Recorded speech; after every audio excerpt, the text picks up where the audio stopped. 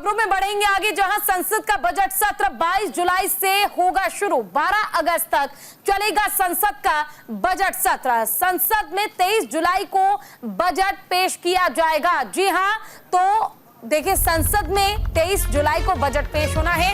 इससे पहले ये सत्र बेहद खास, क्योंकि अब मोदी सरकार का तीसरा कार्यकाल और तीसरे कार्यकाल का बजट ये बेहद खास इसलिए हो जाता है क्योंकि आम जनता के लिए जो GYAN का जिक्र अपने मैनिफेस्टो में एनडीए की सरकार बीजेपी ने की थी, कहीं ना कहीं अब उस GYAN के वादे को पूरा करने का समय आ चुका है। संसद का बजट सत्र 22 जुलाई से शुरू होगा। 12 अगस्त तक ये संसद का बजट सत्र चलेगा। देखिए, 22 जुलाई से इसकी शुरुआत होगी और ये 12 अगस्त तक चलेगा। 23 जुलाई को बजट पेश किया जाएगा, यानी कि 22 को शुरुआत, 23 को बजट पेश किया जाएगा और 12 अगस्त तक संसद का बजट सत्र चलेगा।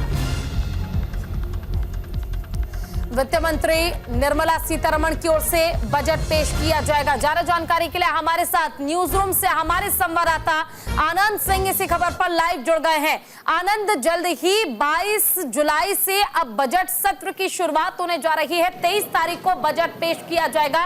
क्या लगता है, ये आम बजट कितना खास, कितना महत्वपूर्ण होगा, कितनी देगा राहत और कितना लाएगा लोगों के लिए आफत? जी पूजा, अगर बात करें बजट सत्र की तो ये पूर्ण बजट सत्र होगा और इसमें लगभग 9 महीने के सरकारी कामकाज से लेकर तमाम चीजों को, वेतन से लेकर और कहीं ना कहीं जनता की उम्मीदें भी इसमें रहेंगी। और अगर बात की जाए इस बजट की तो ये बहुत ही महत्वपूर्ण है, क्योंकि भारत के इतिहास में ये पहली बार होगा जो कि निर्मला सीतारमण देश की वित्त मंत्री हैं, वो 7वीं बार लगातार वित्त बजट को पेश करेंगी। और कहीं ना कहीं इससे पहले जो 6 बार मनोहर जी देसाई रह चुके हैं वो 6 बार पेश कर चुके हैं, 7वीं बार निर्मला सीतारमण पेश करेंगी। तो कहीं ना कहीं ऐतिहासिक तौर पर ये बहुत महत्वपूर्ण है। और उसके साथ अगर देश की बात किया तो देश की नब्ज होता है बजट और तमाम चीजों को लेकर जनता को उम्मीद है कि टैक्स रिबेट में थोड़ी सी राहत दी जाएगी। जो मेहनत वो करते हैं उसमें थोड़ा सा घर को लेकर थोड़ा सा कहीं ना कहीं सरकार संज्ञान लेगी और बाकी यूटेंसिल्स यानी चीजों को लेकर रियायत दी जाएगी। लेकिन देखने वाली बात यह होती कि इस बार कितनी राहत मिलेगी बजट के तौर पर। और उसके साथ साथ जो पीएम मोदी ने अपनी कैटेगरीज रखी हैं 4 GYAN,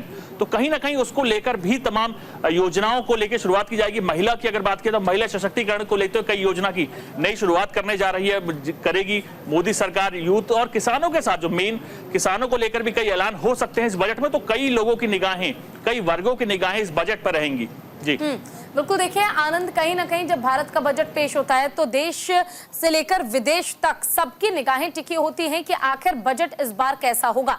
और जब तीसरे बार के कार्यकाल की हम बात करते हैं तो कहीं ना कहीं सरकार ने वादा किया था कि न केवल तीसरी अर्थव्यवस्था बनाने के लिए हर कोशिश की जाएगी, बल्कि कोशिश ये भी रहेगी जो वादे अधूरे रह गए हैं और जो वादे अब किए गए इस बार के मैनिफेस्टो में उसे भी पूरा किया जाए, जिसमें कहीं ना कहीं महंगाई, बेरोजगारी, युवा, महिला, किसान, इन सब का ख्याल रखना बहुत ज्यादा जरूरी हो जाता है। और जैसा कि आपने जिक्र भी किया गया कि 4 कैटेगरी इन्हें ध्यान में रखते हुए ही इस बार का बजट पेश होना चाहिए। लेकिन पिछले बार भी आपने देखा था बहुत से लोग ऐसे थे, या कह सकते हैं कि जो मिडिल क्लास लोग हैं, आम जनता जो है, जो सामान्य वर्ग से आते हैं, उनका ये कहना है कि बजट से ऐसे बहुत खास फर्क या प्रभाव पड़ता नहीं है। जो उम्मीद उन्हें होती है वो उम्मीद जैसी की तैसी धरी रह जाती है। देखिए, बहुत उम्मीदें हैं इस बजट से और बहुत महत्वपूर्ण बजट भी है, क्योंकि आपको देखना होगा मोदी सरकार 3.0 बन चुकी है और उनका पहला बजट है ये। तो उसको लेकर कहीं ना कहीं मोदी सरकार ने भी कयास लगाए हैं और कोशिश की जा रही है कि जो उनकी कैटेगरी है G फॉर गरीब, Y for youth, A for अन्नदाता और N फॉर महिला, तो कहीं ना कहीं इस तमाम चीजों को उस संरचना के ओर गढ़ा जाएगा और तमाम चारों कैटेगरीज को अपने अपने अनुसार। किसानों को लेकर आपने देख चुके हैं कि पहली कैबिनेट में फैसला लिया गया था किसान सम्मान निधि जारी करने को लेकर। महिला सशक्तिकरण को लेकर बीजेपी लगातार प्रयास करती है। बेरोजगारी का जो आपने मुद्दा उठाया उसको लेकर भी लगातार कहीं ना कहीं काम किया जा रहा है। तो कोशिश की जाएगी तमाम चारों वर्ग के साथ साथ मोदी सरकार 3.0 के इस बजट को कुछ इस प्रकार गढ़ा जाए कि सर्व समाज के लोग लेकर वो जाए, लोगों तक पहुंचे, उसकी उपलब्धियां पहुंचे और कहीं ना कहीं उन योजनाओं से सीधे देश के अन्नदाता तक यानी आखिरी वर्ग में खड़े व्यक्ति तक को छुआ जा सके। और कहीं ना कहीं कोशिश की जा सके कि रोड इंफ्रास्ट्रक्चर से लेकर ज्यादा फंड दिया जा सके, मनरेगा में ज्यादा फंड दिया जा सके, जो कि देश की इंफ्रास्ट्रक्चर को बनाते हैं, जैसे पोर्ट को और विकसित किया जा सके। तो कई ऐसी योजनाएं हैं जिसको लेकर मोदी सरकार ने विशेष फोकस किया था और उम्मीद है कि इस बार के जो बजट में भी उन लोगों के लिए पैसा अलॉट ज्यादा किया जाएगा। आनंद, क्योंकि हम सभी ग्रोइंग इंडिया में हैं और धीरे धीरे भारत जो है विकास की ओर गतिशील है, ऐसे में कहीं ना कहीं जब भी बजट पेश किया जाता है लोगों को ज्यादा उम्मीद उस लाल रंग के लिफाफे से यही होती कि शायद टैक्स स्लैब में लोगों को राहत मिले। लेकिन जो पिछले बार आपने देखा होगा जो टैक्स स्लैब जारी किया गया था, जिसका जिक्र किया गया था, उससे राहत तो सच बहुत ज्यादा नहीं मिली थी, लेकिन कहीं ना कहीं वो एक नया फॉर्मेट था, एक नया तरीका जरूर था कि टैक्स स्लैब में कौन से कैटेगरी को शामिल करना है, इस पर पूरा फोकस किया जाए। तो क्या इस बार भी कुछ ऐसी उम्मीद है या फिर इस बार स्थिर रहने वाला टैक्स स्लैब? देखिए, अगर उम्मीद की बात किया तो उम्मीद पर दुनिया कायम है और इस बार भी लगातार कहीं ना कहीं तमाम टैक्स पेयर्स की उम्मीद है कि सरकार उनको टैक्स से रिबेट देगी, क्योंकि आप देखिए हालिया घटनाक्रम, लेकिन जो चीजें हैं, कई यूटेंसिल्स या कई रिसोर्सेज ऐसे हैं जिनके रेट्स बढ़े हैं, जिसके चलते लोगों के दिलों में कहीं ना कहीं एक आशंका है या उम्मीद का आप कह सकते हैं कि सरकार रिबेट कम करेगी, टैक्स का स्लैब बढ़ाएगी, जिससे कुछ घर में उनके पैसे को लेकर बढ़ सके और तमाम चीजों को कहीं ना कहीं उनको फायदा हो सके। लेकिन आपको देखना होगा जो इंटरनेशनल हालात हैं इस वक्त, अगर यूक्रेन की बात की जाए, जो युद्ध चल रहा है, इजराइल की बात की जाए जहां लगातार युद्ध चल रहा है, उसके अलावा पेट्रोलियम से लेकर तमाम ऐसी चीजें हैं जो सीधे उससे हिट होती हैं। तो कहीं ना कहीं कोशिश की जाएगी सरकार की भी और जनता की कि इस बीच में एक ऐसा रास्ता निकाला जा सके जिससे सरकार भी सहूलियत में रहे, पैसा उसके पास भी आए, क्योंकि सरकार को भी खर्च करना पड़ता है और कहीं ना कहीं तमाम जनता भी इस और आगे बढ़ रही है कि इसको लेकर जनता के बीच में भी कुछ ऐसे मैसेज दिए जा सके कि उनको भी लेकर टैक्स स्लैब्स में राहत दी जा सके। और देखने वाली बात ये होती है कितनी राहत जनता को मिलती है और कितना सरकार अपने अनुसार आगे बढ़ती है। चलो, आपका बहुत बहुत शुक्रिया इस तमाम जानकारी के लिए आनंद।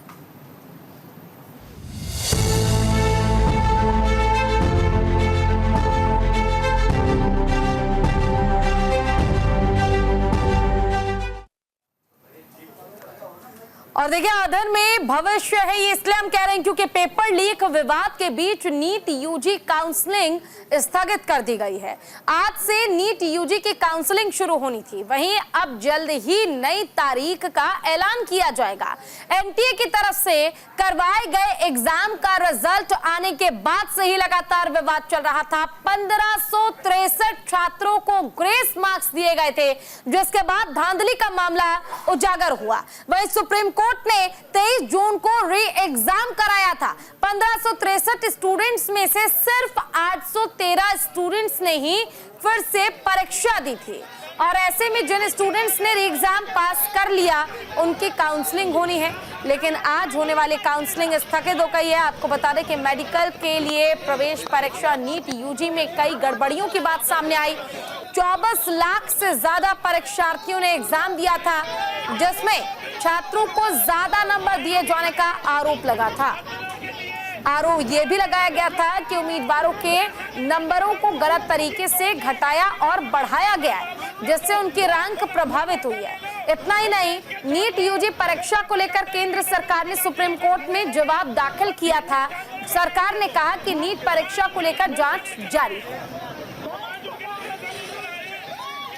चलिए, ज्यादा जानकारी के लिए हमारे साथ हमारी सहयोगी कंचन कनौडिया जुड़ गई हैं इसी खबर पर। कंचन, देखिए, नीट यूजी की परीक्षा को स्थगित किया गया और जो अब काउंसलिंग आज होने वाली थी उसे भी स्थगित कर दिया गया है। इससे पहले अगर हम एनटीए की बात करें तो सुप्रीम कोर्ट में एनटीए ने यह तर्क दिया था कि जो आज काउंसलिंग होनी है ये कैंसिल हम नहीं कर सकते, इसलिए जून के महीने में ही री एग्जाम करा लिया गया था ताकि इस काउंसलिंग में जो तमाम परीक्षार्थी हैं जिन्होंने एग्जाम पास कर लिया वो शामिल हो सके। लेकिन आखिरकार काउंसलिंग को भी कैंसिल कर दिया गया।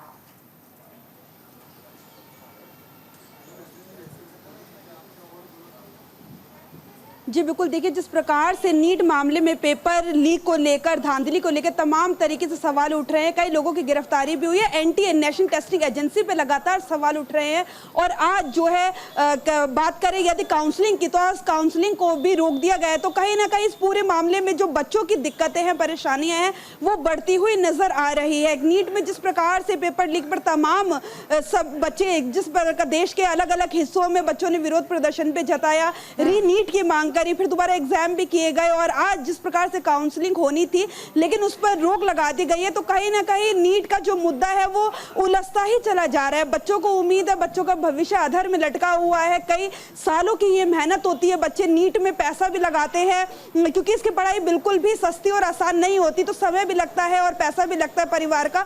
तो कहीं ना कहीं और फिर जब ऊपर से इस तरीके से ऑर्डर्स आते हैं कि काउंसलिंग रुक जाती है, पेपर्स लीक हो जाते हैं, तो एक मेंटल प्रेशर बनता है। तो इसको देखते हुए कहीं ना कहीं नीट को लेकर जो लगातार नीट में दिन पे दिन सिचुएशन जो है वो हालत जो है खराब होती जा रही है एग्जाम को लेकर, तो बच्चों का जो भविष्य वो अधर में लटका हुआ नजर आ रहा है। बच्चों ने हालांकि देश के अलग अलग हिस्सों में नीट की तैयारी कर रहे बच्चों ने री नीट की मांग की थी और लगातार सवाल जवाब उठाए जा रहे। तमाम तरीके के इंस्टीट्यूट्स कह लो जो इनकी तैयारी कराते हैं या फिर खुद साइंस के वो स्टूडेंट जो तैयारी कर रहे हैं, उन्होंने तमाम तरीके की याचिकाएं जो सुप्रीम कोर्ट में दायर है, सुनवाइयां भी चल रही है, लेकिन इस समस्या का हल अभी तक निकल के नहीं आ रहा। और आज जब काउंसलिंग होनी थी तो काउंसलिंग का रुक जाना कहीं ना कहीं मुद्दा उलझता ही नजर आ रहा है। बच्चों की मुश्किलें हैं जो नीट में वो बढ़ती नजर आ रही है, इनका सॉल्यूशन नहीं निकल रहा है।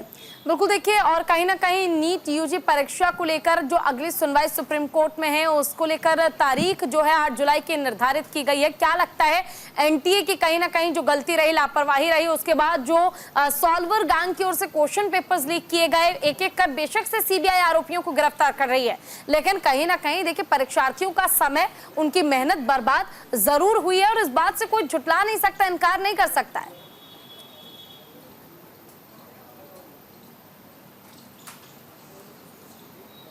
जी बिल्कुल, देखिए हम आप बता दें कि जब हमने स्टूडेंट से बात करी थी या फिर कोचिंग सेंटर्स जो चलाते हैं, जो मालिक हैं, उनसे बात की थी, उनका यही कहना था, यही डिमांड थी कि नेशनल टेस्टिंग एजेंसी एनटीए जो है उसने गलती की है तो उसका सुधार करे और उस सुधार करने से पहले अपनी गलती को एक्सेप्ट करें। यदि वो गलती को एक्सेप्ट ही नहीं करेंगे तो सुधार की गुंजाइश ही नहीं रहेगी। तो कहीं ना कहीं एनटीए पे लगातार सवाल उठ रहे हैं और सुधार की जो मांग है वो लगातार की जा रही है। बेहद ही कठिन पढ़ाई जो है वो होती है नीट यूजीसी की। बच्चे कई सालों तक परीक्षा एग्जाम्स देते हैं, 24 लाख बच्चे तैयारी करते हैं, एग्जाम देते हैं, फिर उसमें से कहीं जाकर 1 या 2 लाख या फिर कुछ हजार बच्चे चुने जाते हैं जो आगे चल के डॉक्टर बनते हैं।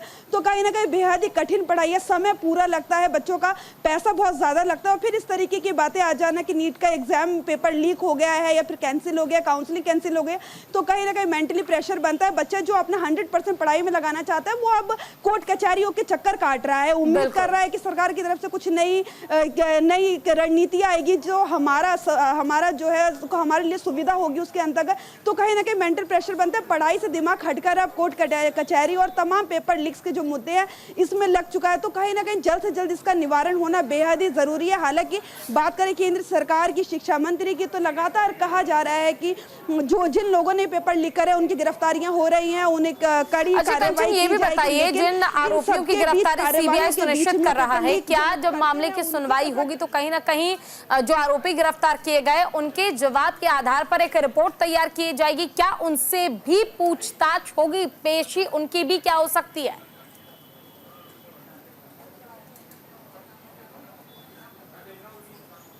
जी बिल्कुल, देखिए मैं आपको बता दूं, नीट जो मामला है बेहद ही बड़ा मामला है। देश के करोड़ों बच्चों का जो भविष्य अधर में है और आने वाले भविष्य में डॉक्टर्स की बेहद ही ज़्यादा जरूरत। जिस प्रकार से जनसंख्या 140 करोड़ की, उसमें कहीं ना कहीं हर तरीके की परेशानियां रहती है, डॉक्टर्स की बेहद ज़्यादा ज़रूरी है, जो अभी किल्लत है डॉक्टर्स की।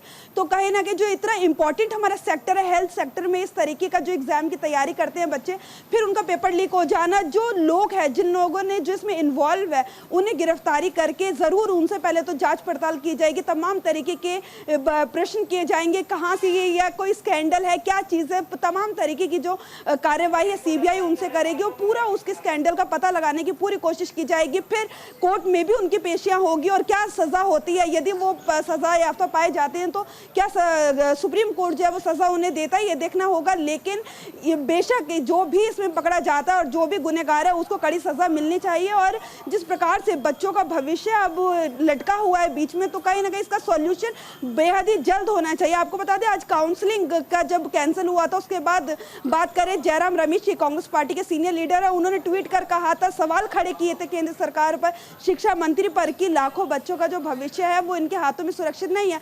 तो कहीं ना कहीं पक्ष विपक्ष इस पर पूरी राजनीति कर रहा है और लगातार इस तरीके से बातें निकल कर आ रही है। राजनीतिकरण भी लोग कह रहे हैं कि किया जा रहा है मुद्दे का, लेकिन राजनीति हो या कुछ भी हो, या जो लोग पकड़े जा रहे हैं उनके ऊपर कार्रवाई हो, नीट का जो सॉल्यूशन है, जो बच्चे उम्मीद करते हैं, वो जल्द से जल्द होना चाहिए। चलिए, आपका बहुत बहुत शुक्रिया इस तमाम जानकारी के लिए कंचन। चलिए, अब हम आपको ग्राफिक्स के जरिए समझाते हैं कि नीट यूजी पेपर लीक में अब तक किस किस की गिरफ्तारी हो चुकी है, कौन कौन गिरफ्तार किया जा चुका है। तो ग्राफिक्स हम आपको दिखाएंगे बिग वॉल पर और बताएंगे आखिर अब तक किस किस की गिरफ्तारी हो चुकी है, कौन कौन गिरफ्तार किया जा चुका है।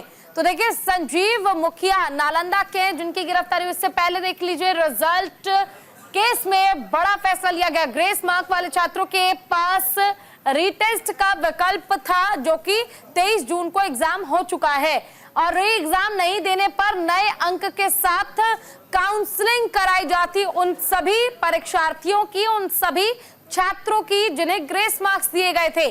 देखिए, 23 जून को दे सकते हैं दोबारा परीक्षा। तो देखिए, हम आपको बता रहे हैं कि 23 जून को दोबारा परीक्षा जो है वो हो चुकी है। 30 जून को घोषित नतीजे जो है वो किए जा चुके हैं और साथ ही आपको बता रहे कि सीबीआई मामले की जांच कर रही है। सीबीआई लगातार मामले की जांच कर रही है और मामले में लगातार जो फैसला है वो भी